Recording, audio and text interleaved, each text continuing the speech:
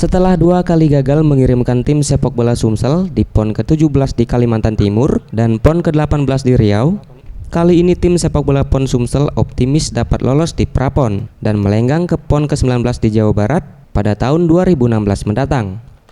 Hal ini diakui pelatih tim sepak bola PON Sumsel, Rudy William Keljes, saat ditemui Selasa 28 Juli 2015. Saat ini, tahap seleksi telah selesai dan persiapan telah memasuki tahap kedua, yaitu peningkatan pada power. Dan ia optimis tim sepak bola Sumsel dapat lolos pada Prapon, melihat banyak talenta muda berbakat di Sumsel. Persiapannya udah ke tahap kedua, jadi persiapan khusus namanya.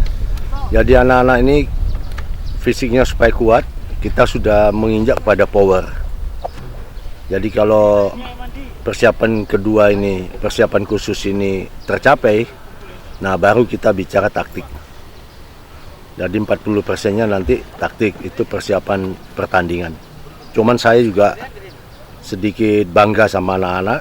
Ternyata di Sumsel ini banyak talenta yang bagus. Kenapa dari dulu kok tidak manfaatkan potensi daerah gitu? Tapi kalau menurut analisa saya, tim ini lebih bagus dari tim Kaltim yang dapat emas tahun lalu, tahun 2012. Mudah-mudahan nanti di latihan dengan di pertandingan resminya anak-anak sama-sama baiknya. Insya Allah nanti kita bisa lolos.